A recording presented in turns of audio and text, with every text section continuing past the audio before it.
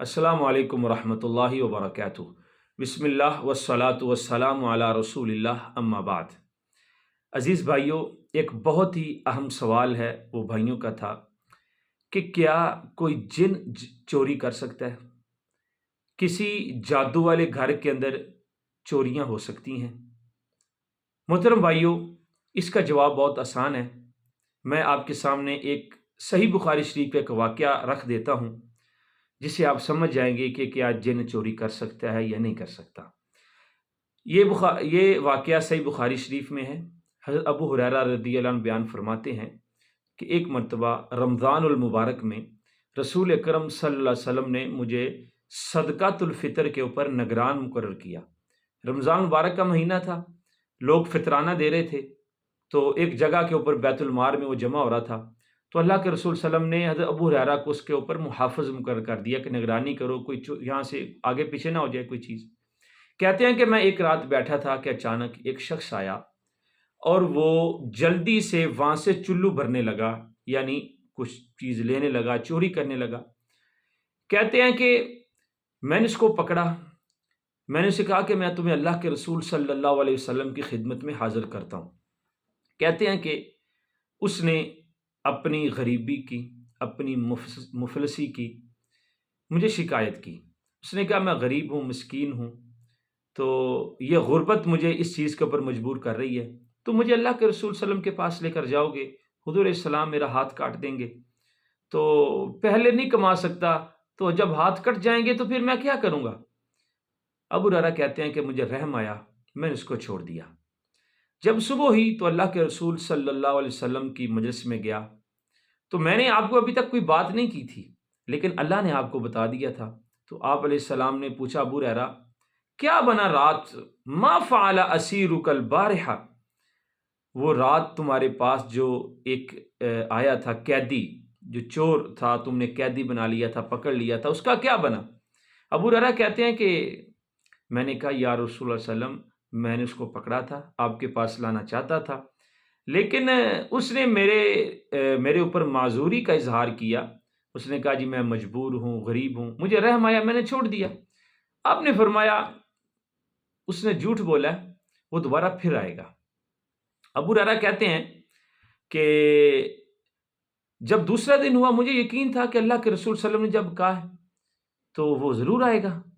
کہتے ہیں جب میں دوسرے دن بیٹھا ہوا تھا کہ اچانک پھر وہ آ گیا، رات تھی، میں نے پھر پکڑا۔ جب پکڑا میں نے کہا اب تمہیں میں اللہ کے رسول صلی اللہ علیہ وسلم کی خدمت میں ضرور لے کر جاؤں گا۔ کہتے ہیں کہ وہ اس نے پھر میرے سامنے وہ عارضی انکساری شروع کر دی، رونا شروع کر دیا، اپنی غریبی مسکینی کی باتیں شروع کی۔ کہتے ہیں مجھے پھر رحم آیا، میں نے اس کو پھر چھوڑ دیا۔ کہتے ہیں جب دوسرا دن ہوا، اللہ کے وسلم کی مجلس ہوئی، تو آپ علیہ السلام نے پھر مجھ سے پوچھ لیا۔ آپ نے فرمایا ہاں ما فعل اسیرک البارحہ، ابو ہریرہ رات تمہارے پاس جو تمہارا ایک قیدی آیا تھا کیا بنا؟ میں نے کہا حضور آپ نے کہا تھا وہ ضرور آیا تھا، تو لیکن اس نے پھر میرے ساتھ یہ گیم کھیلی ہے، مجھے رحم آیا، میں نے اس کو چھوڑ دیا۔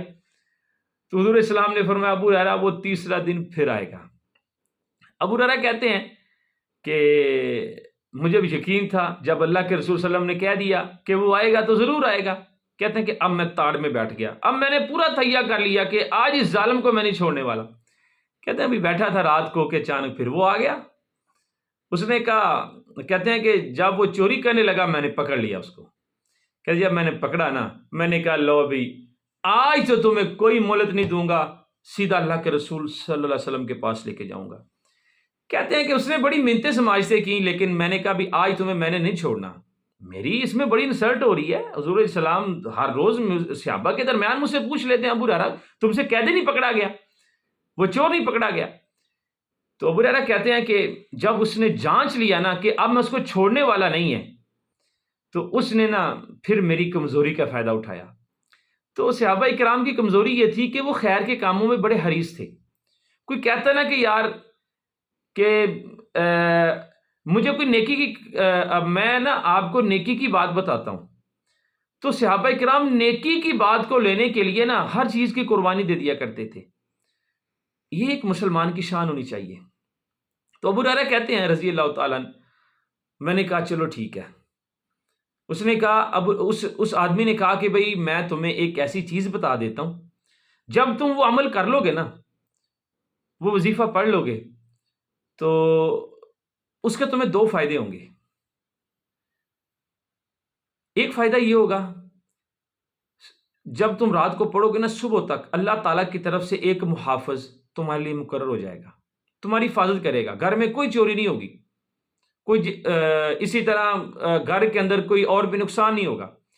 اور دوسرا فائدہ یہ ہوگا، لا یقربک شیطان، شیطان تمہارے قریب نہیں آئے گا۔ ابو ہریرہ کہتے ہیں تو میں چونکہ اسے وعدہ کر چکا تھا کہ بھائی جب تم مجھے کوئی خیر کی بات بتاؤ گے تو میں تمہیں چھوڑ دوں گا۔ جب اس نے اپنے وعدے کے مطابق مجھے یہ بات بتائی تو میں بڑا حیران ہوا، میں نے اس کو چھوڑ دیا۔ جب صبح ہوئی، اللہ کے رسول صلی اللہ علیہ وسلم کی خدمت میں حاضر ہوئے تو حضور علیہ السلام نے پوچھا، آپ نے پھر کہا، ما فعل اسیرک البارحہ، ابو ہریرہ رات تمہارا وہ قیدی اس کا کیا بنا؟ ابو ہریرہ کہتے ہیں، حضور رات آج میں اس کو آپ کے پاس لانے والا تھا، لیکن اس نے نہ جاتے جاتے مجھے ایک بات کہی کہ مجھے مجبوراً چھوڑنا پڑا۔ آپ نے فرمایا کیا؟ کہا حضور اس نے کہا کہ جب تم نا رات کو سونے لگو، سونے سے پہلے بستر میں جب آؤ تو سونے سے پہلے تم یہ آیت الکرسی، اللہ لا الہ الا هو الحی القیوم، یہ والا جو وظیفہ ہے نا، تم سونے سے پہلے کر لو۔ جب تم کرو گے نا، اس کے تمہیں دو فائدے ہوں گے۔ ایک تو صبح تک اللہ کی طرف سے ایک محافظ مقرر ہو جائے گا، پورے گھر کی حفاظت کرے گا، اور دوسرا شیطان تمہارے قریب نہیں آئے گا۔ تو حضور علیہ السلام نے فرمایا، ابو ہریرہ صادقک وہو کذوب، ہے تو وہ ظالم جھوٹا تھا لیکن بات سچ کہہ گیا۔ واقعی یہ آیت الکرسی کے اندر اتنی طاقت ہے کہ جب کوئی انسان رات کو سونے سے پہلے پڑھ لیتا ہے تو اللہ تعالیٰ کی طرف سے ایک محافظ فرشتہ آ جاتا ہے، اس کی حفاظت کرتا ہے، اس کے دین کی حفاظت، اس کے مال کی حفاظت، اس کے جان کی حفاظت، ہر قسم کی حفاظت اس فرشتے کے سپرد ہو جاتی ہے، اور دوسرا شیطان اس کے قریب نہیں آ سکتا۔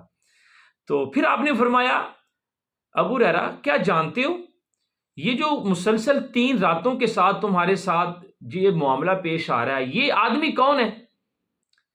تو ابو ہریرہ کہتے ہیں، یا رسول اللہ صلی اللہ علیہ وسلم مجھے نہیں پتا یہ کون ہے۔ تو کہتے ہیں کہ ولی عالم الغیب نہیں ہوتے۔ ابو ہریرہ رضی اللہ عنہ کو جب اگر کوئی غیب کا علم ہوتا ہے نا تو ضرور بتا دیتے حضور کہ وہ یہ تھا۔ جب اتنے جلیل القدر صحابی ان کو غیب کا علم نہیں ہے تو محترم بھائیو، پھر کوئی عام امتی وہ جتنا بھی بڑا ہو تقوی کے لحاظ سے صحابہ سے تو نہیں بڑھ سکتا، پھر وہ کیسے غیب جان سکتا ہے؟ بہرحال ہمیں سب سے پہلے اپنے عقیدے کی اصلاح کرنی چاہیے۔ جب ہمارا عقیدہ درست ہوگا نا تو انشاءاللہ اللہ کی توفیق سے یہ جادو ٹونے انشاءاللہ ہمارے اوپر پھر اثر نہیں کریں گے۔ یہ جادو جاتا وہاں پہ ہے جہاں پہ عقیدہ کمزور ہوتا ہے۔ تو کہتے ہیں کہ میں نے کہا حضور مجھے نہیں پتا کہ وہ کون تھا۔ تو حضور علیہ الصلوۃ والسلام نے فرمایا، ذاک شیطان، وہ شیطان تھا، وہ جن تھا۔ تو واقعہ یہاں پہ ختم ہوا۔ آپ کو بتانے کا مقصد یہ ہے کہ آپ یہاں سے بے شمار باتیں سمجھ سکتے ہیں۔ اس میں سب سے پہلی بات تو یہ سمجھ میں آئی کہ جو جن ہے وہ چوری کر سکتا ہے۔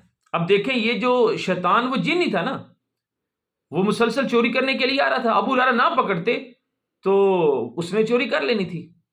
تو یہ چوریاں اس لیے کرتے ہیں تاکہ گھر کے اندر جتنے افراد ہیں ان کی آپس میں باہمی لڑائی کروائی جائے۔ مثلا گھر کے اندر اپنا درانیاں جٹھانیاں بھی رہتی ہیں، تو اگر کسی ایک کے والٹ سے پیسے چوری ہو جائیں گے نا تو کیا ہوگا، وہ درانیاں جٹھانیاں آپس میں لڑ پڑیں گی، اس سے بھائیوں میں آپس میں لڑائی پڑے گی، پھر خاندان ٹوٹیں گے۔ یعنی ان کا سب سے مین مقصد ہوتا ہے لوگوں کو جو نا خاندانوں کو توڑنا۔ تو اس لیے اگر اس طرح کے معاملات ہو نا تو ایسے ہی نا دوسروں کے اوپر شک کرتے رہیں کہ اس نے چوری کیا، اس نے کیا نہ بھائی، جو ہے نا اگر اس طرح کے معاملات ہو رہے ہیں، ذرا ایک بار ہوا چلیں دیکھ لیں، اگر 2-3 بار دوبارہ ہو رہا ہے نا تو پھر ذرا ضرور کسی معالج سے رابطہ کریں، اسے بتائیں۔ میں نے اپنی زندگی میں کئی مشاہدے کیے ہیں، لوگوں نے بتایا مجھے کہ ہمارے گھر سے چوری ہو رہی ہے، اور جب الحمدللہ میں نے ان کا علاج کیا، دیکھا وہی افراد ہیں، وہی گھر میں رہنے والے ہیں، اب چوری نہیں ہو رہی۔ تو اس کا مطلب یہ ہے کیا کہ وہ جادو تھا، جو جن تھا جس کی بنا پر وہ چوری ہو رہی تھی۔ جب جادو ختم ہوا، جن ختم ہوا، اللہ تعالیٰ نے ان کے گھر کو محفوظ کر لیا۔ تو محترم بھائیو، اس سے تو یہ بھی ثابت ہوئی کہ چوری جن کر سکتا ہے۔ اچھا، دوسری بات اس میں یہ بھی ثابت ہوئی کہ صدقۃ الفطر جو ہے نا، یہ ایک علمی بات ہے، چلے آگے یہ بتا دیتا ہوں. جو صدقۃ الفطر ہے، فطرانہ، یہ عید کی نماز سے تقریباً 3-4 دن، کم از کم 3 دن پہلے ادا کیا جا سکتا ہے. اب کچھ لوگ کہتے ہیں کہ بھائی دیکھیں اپنا جو ہے نا فطرانہ اس وقت ہم ادا کریں گے جب عید کی روزے ختم ہوں گے. اور بھائیو جب روزے ختم ہو گئے، صبح تو عید ہے، اب آپ فطرانہ ادا کریں گے تو کچھ کس غریب کے کام آئے گا؟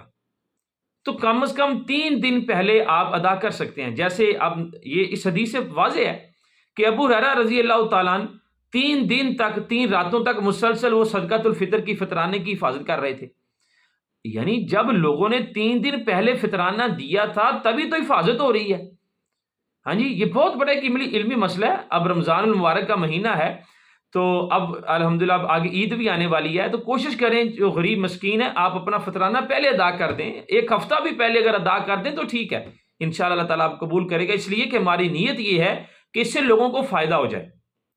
تو انشاءاللہ اللہ تعالیٰ ہمارا جو نا فطرانہ قبول فرمائے گا. وآخر دعوایا ان الحمد للہ رب العالمین.